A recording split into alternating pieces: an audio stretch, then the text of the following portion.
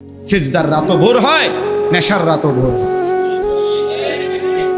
হ্যাঁ, আজ রাত যে যুবক আল্লাহকে সিজদা দেয় তারও ভোর হয়, যে মদের নেশায় পড়ে থাকে তারও কি হয়ে যায়, ভোর হয়। স্বার্থপর এই দুনিয়া যুবক, নওজওয়ান মনে রাখো, স্বার্থপর এই দুনিয়া কারো কথা মনে রাখে না, কারো জন্য থেমে থাকে না।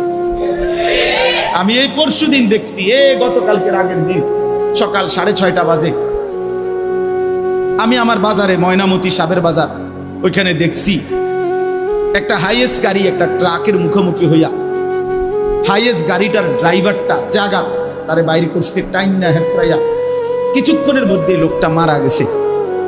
আমি একটা জিনিস খেয়াল করছি, অনেকক্ষণ তাকাইয়া আমার সাথে ড্রাইভারের আমি বললাম, কি স্বার্থপর এই দুনিয়া, একটা গাড়ি কেউ তার জন্য থামলো না, কারো হাতে সময় নাই, সবাই হরন দিয়া সাইড করে এমনে হেমনে করে সব চলে যায়, কোনো ড্রাইভারও থামে না বন্ধু, যে একটা লোক তো মরে গেছে, আরে মরে গেছে, তুই মরে গেছ, আমার হাতে সময় নেই।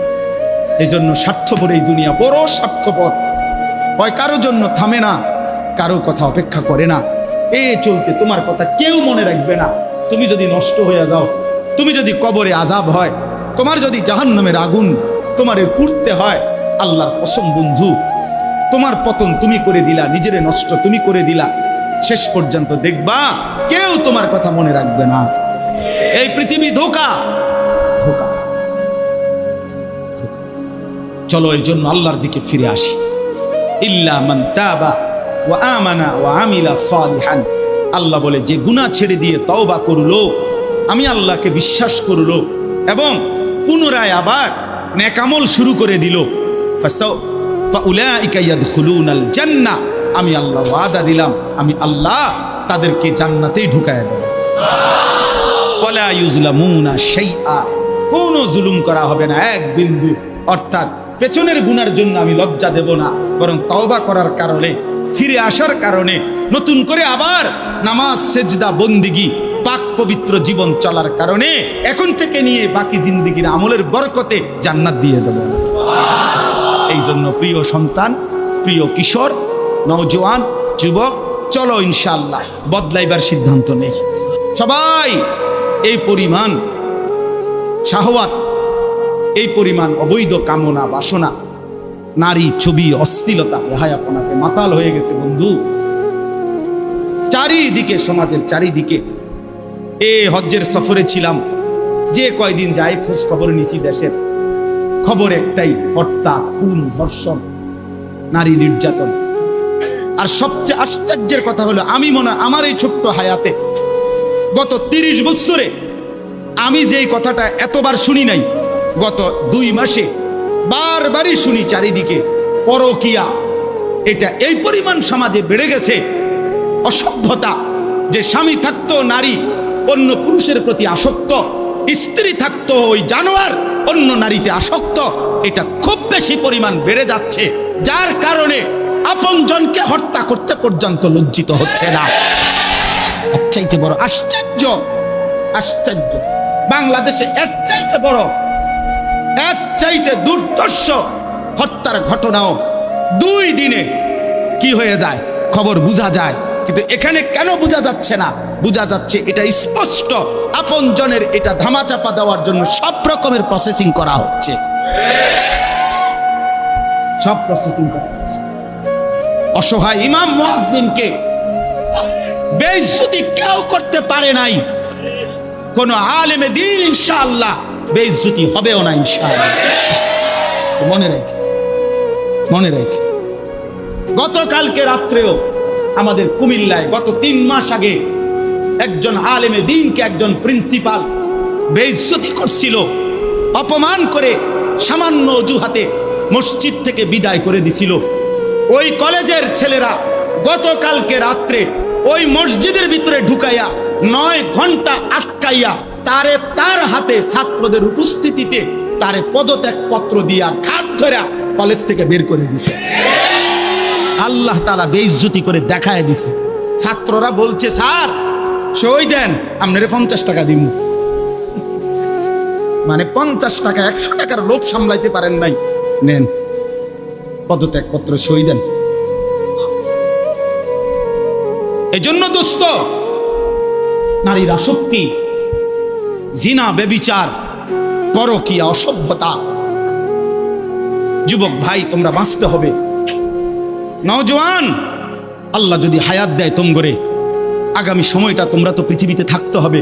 এই সমাজ, এই দেশ তো আলাদা করতে পারতা না, তুমি তো এই জমিন ছেড়ে দিতে পারতা না বন্ধু। সম্পদ যদি হয়, তোমরা সব ছেলে তো একসাথে চাঁদের দেশে যাইতে পারতা না, আরেকখানে যাইতে পারতা না। এই সমাজ নিয়ে বাঁচতে হবে, এই দেশ, এই মাটি, এই এলাকা নিয়ে তো তোমাদেরকে বাঁচতে হবে ভাইয়া। তাহলে এই সমাজ যদি তোমরা এভাবে নষ্ট করে দাও, তোমরা যদি সবাই বেনামাজি হয়ে যাও, নারী, ছবি, মোবাইলের অস্থির দৃশ্য ছাড়া যদি তোমাদের রাত না কাটে, দিন না কাটে, আগামী 20 বছর তোমরা সমাজ, তোমার অঞ্চল, তোমার ঘর পরিবার নিরাপদ থাকবে কেমনে? বাঁচবা কেমনে? চলবা কেমনে? চলবা কেমনে বলো ভাইয়া?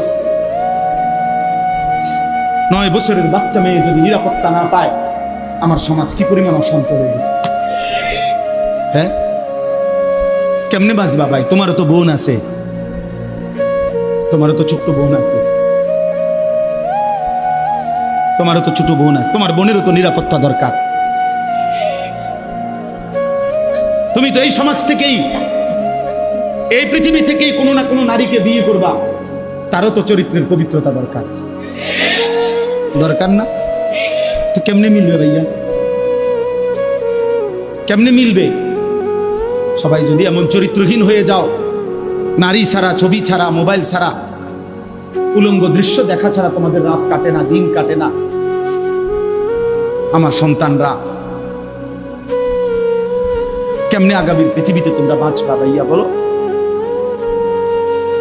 তোমাদের অনেক ছেলের চেহারা দেখলেই তো বোঝা যায় কতদিন হয় নামাজ পড়ে,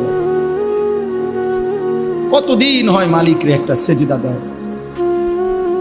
চুল নিয়ে এত ব্যস্ত হয়ে গেলা কেন? চুলের ফ্যাশনের উপরে এত অস্থির হইলা কেন? কে দেখে তোমার চুল? কীর্ত দেখে? কারে দেখাবো এসব চুল? মানুষের আর কাজ নাই, মানুষই বুঝি বইয়া বইয়া তোমার চুল দেখবে। তুমি যে সারাদিন চুল নিয়ে ব্যস্ত, শরীর পূজা, দেহের পূজা এভাবে করছো কেন? সারাক্ষণ বুঝি এই শরীর, এই দেহ, এটা নিয়েই ব্যস্ত হয়ে গেলা। সারাক্ষণ একটা নারী বুঝি, একটা নারী, একটা ছবি, একটা বেডি, একটা উলঙ্গ দৃশ্য, এর জন্যই পৃথিবীতে আসা। এই রাত দিন বুঝি মোবাইলে দেখবা, ছবি দেখবা, নারী দেখবা, সারাদিন বুঝি নারীর জন্যই পৃথিবীতে আসা। তোমার আর কাম নাই, আর কোনো উদ্দেশ্য নাই দোস্ত আমার। ঠিক হলো না, ঠিক করলা না ভাইয়া, ভালো করলাম। অর্থাৎ যারা নামাজ পড়ে না, আল্লাযীনা তারাকুস সালাহ, টোটালি নামাজ যারা ছেড়ে দিছে, তারা প্রজন্মের উত্তম তো না, নিকৃষ্ট না, তারা কোনো জেনারেশনে না, তারা কোনো মানুষে না, তারা কোনো কিচ্ছু না, এর কোনো গণাতে ধরে না। ওই প্রথমেই বাদ গণাত করছে, অরে নিকৃষ্ট হিসেবে বলতে চাইছে আল্লাহ এখানে যারা তাদের নামাজকে নষ্ট করে দেয়।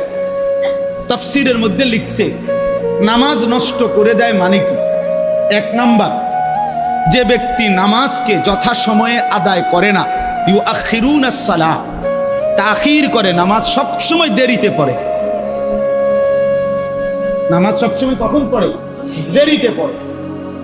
আল্লাহ তাআলা বলছেন ওরা ওই সমাজের নিকৃষ্ট মানুষ।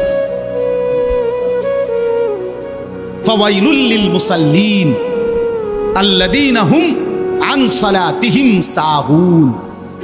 আল্লাহ তাআলা বলেন ওই নামাজীদের জন্য জাহান্নাম। ওয়াইল, জাহান্নামের একটি গুহা, জাহান্নামের একটা অংশ, জাহান্নামের ভীষণ আযাব। আল্লাহ তাআলা বলছে তারা আল্লাযীনা হুম আন সালাতিহিম সাহুন, যারা তাদের নামাজের মধ্যে সাহুন, অলস, নামাজকে সবসময় দেরি করে, নামাজকে সবসময় দেরি করে। জোহরের আজান হইছে 1টা বাজে, এবারে জোহরের নামাজ পড়তে গেছে 1:15 বাজে, এখন 4:30 ওরা নামাজ পড়ছে লুঙ্গিটারে বইটা, গামছা একটা কান্দে দিয়া, রুকু সিজদা 3-4টা মেরে দিল আর কি। এটা নমাজ হইলেন কি তো করতাম হুজুর, সময় কুলাইতারি না। কিটছেন আপনি, ঘাস কাটছে, এতক্ষণ গরু গোসল করাইছে, গরু গোসল করাইছে। গরু গোসল করানোটা খুব দামি দরকারি বিষয়।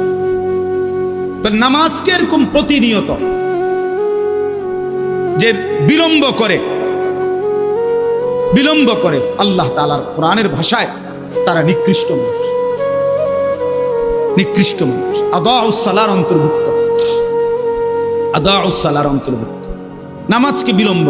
আচ্ছা, হাদিসের মধ্যে আছে, কোরআনেও আছে, যে ব্যক্তি নামাজে অবহেলা করে, আল্লাহর কসম, আল্লাহও বলছে, নবীজিও বলছে, সে মুনাফিক। ইন্নাল মুনাফিকিনা ইউখাদিউনা আল্লাহ ওয়া হুয়া খাদিউহুম ওয়া ইযা কামু ইলাস সালাতি কামু কুসালা। কোরআন শরীফে আল্লাহ মুনাফিকের এক নম্বর পরিচয় বলছে, মুনাফিক সে যে নামাজ পড়ে অলসভাবে। নামাজ পড়ে কিভাবে? তাহলে নামাজ যে পড়ে না তার ব্যাপারে বলেন, কথা বলেন না কেন? তারে মুনাফিকও বলে নাই। তুই কোনো মানুষে না বেটা, তুই কোনো কাতারে নাই, তোর কোনো আলোচনাই নাই। আলোচনা ওই ব্যক্তিরে যে নামাজ পড়ে অলসভাবে, খামখেয়ালি করে। দাঁড়াইবার কথা দুই পায়ে, দাঁড়াইছে এক পায়ে, বুঝেন? অলস নামাজের। রাসূলুল্লাহ সাল্লাল্লাহু আলাইহি সাল্লাম বলছেন, তিলকা সালাতুল মুনাফিক, ওই নামাজ মুনাফিকের নামাজ।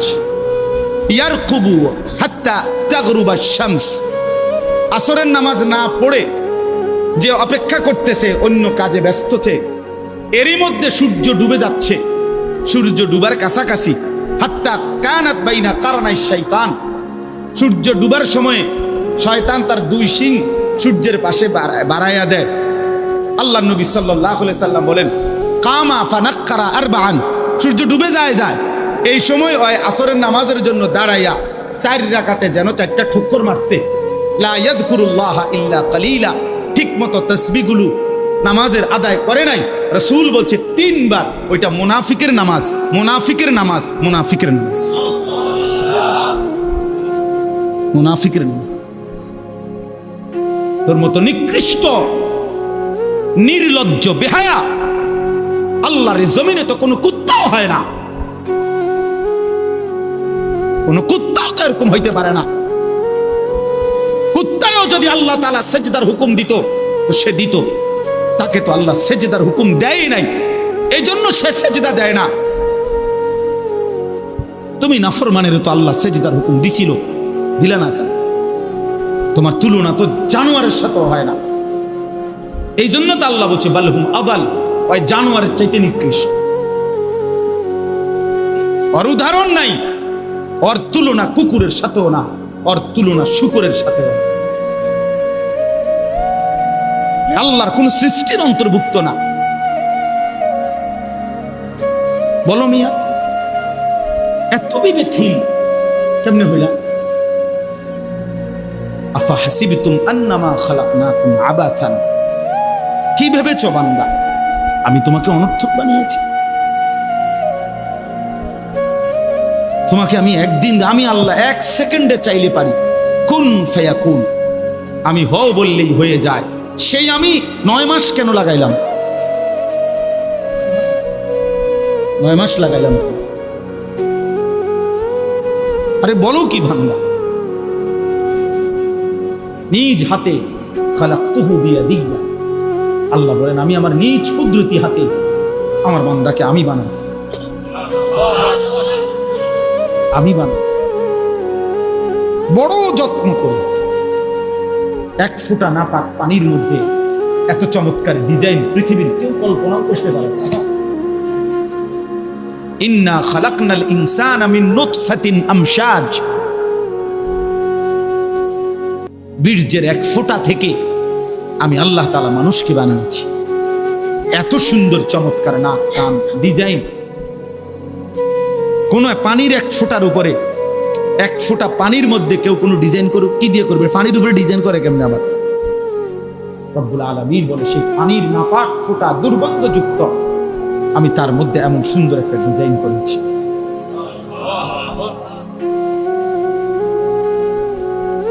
কেমনে ভুলে গেলাম?